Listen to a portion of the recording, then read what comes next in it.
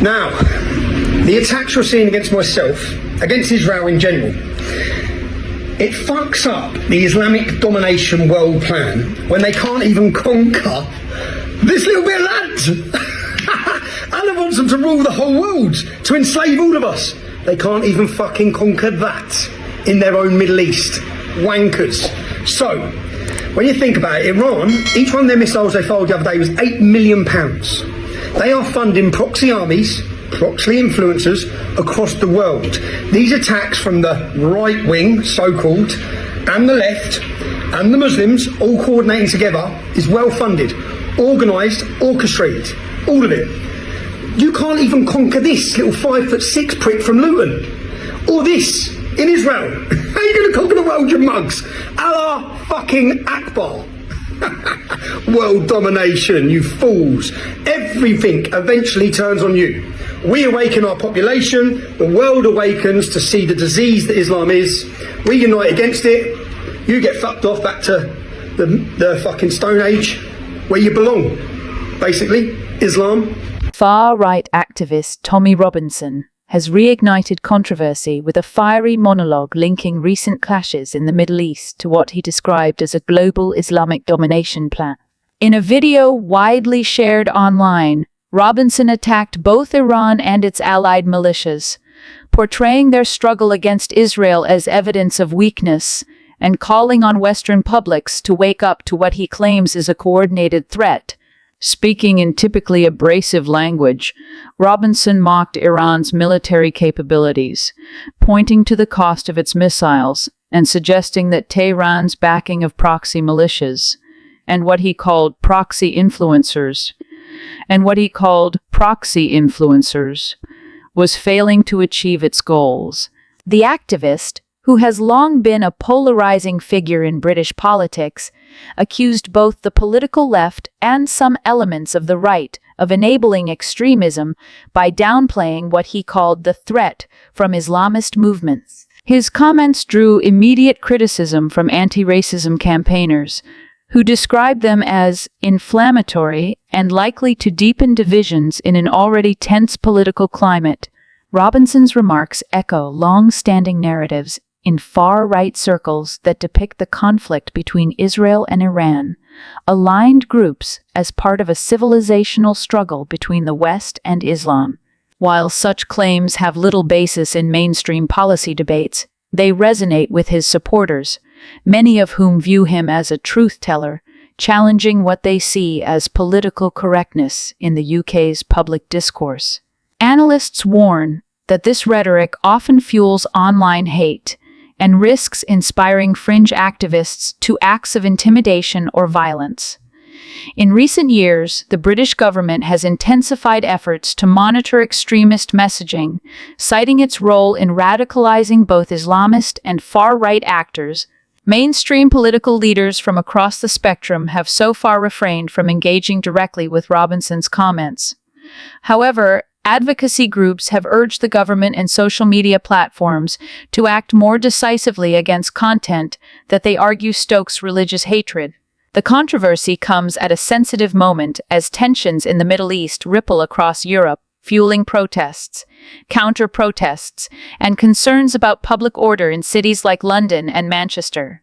Observers say the incident underscores the challenge for liberal democracies, balancing freedom of expression with the need to confront hate-driven narratives that can inflame communal conflict.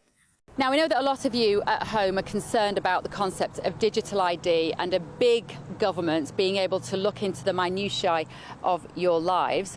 We had the news yesterday that support for digital ID has collapsed. It's gone down from about 35% of the British public to minus 14%. And one man who can take some credit for that nudging of the particular dial is Alan Miller from Together, and he joins me now. Alan, first of all, your reaction to that news that support for digital ID has gone through the floor? Well, it's fantastic to see the great British public coming out and having their voices heard. it's also very interesting to see that across the political arena, from what they call the left to the centre and the right, there's unanimity in this. The idea that we have a biometric surveillance state constantly censoring, constantly surveying and monitoring the public. The British public do not want this. So it's fantastic to see that. But at the same time, we know that the people that are in power are quite determined to make sure this happens in an array of ways. So we have to stay very vigilant together. You have been a big part of a lot of what I would call the guerrilla marketing, actually. You were at the Liverpool conference, the Labour conference, weren't you, up north? And tell us what you did there, because we saw some phenomenal, eye-catching stunts, basically. Yeah, so we were at Labour Party conference and the Together Declaration, we had a series of projections that had images of Keir Starmer as Big Brother in George Orwell's famous book, with no to digital ID, projected in lots of places like the Liver building, Lime Street station, and at Tobacco Dock. We also were working with the guys in New Brighton and Dan Davis, who had projections and posters all around New Brighton. And other stunts went on, like Fred, who did the thing down at the beach with the impression of Keir Starmer. And what we were doing as well was giving out flyers, and we organised a rally and a protest with farmers and with loads of people saying no to digital ID, which got a lot of attention and engaged with a lot of people who were attending the conference, and also lots of people in the Northwest who were there, and sort of explaining and why it was that we're so opposed to digital ID, and so many of them agreed with us. One of the funniest bits was when Everton football match was on and all the footy fans were going past at the projections and cheering and taking photos. Very powerful. And I don't know about you, Alan, but I thought we'd reached sort of peak satire when the imprint on the sand had a police car pull up to work out what was going on. There was the state to police a sandcastle. Like, you literally couldn't write it, could you? Now listen, the government are probably going to still try and push this through. What methods do you think they're going to use next? Because the idea that it would stop illegal migration has just frankly dissolved. Yeah, so Keir Starmer's recognised that the "it will stop the boats" argument has fallen completely, and it's just ridiculed. So at his speech at the party conference, he said we're going to have NHS digital. That's the big idea, and what it's going to do is it's going to reduce waiting times, and it's going to get you to a GP no matter where you are around the country.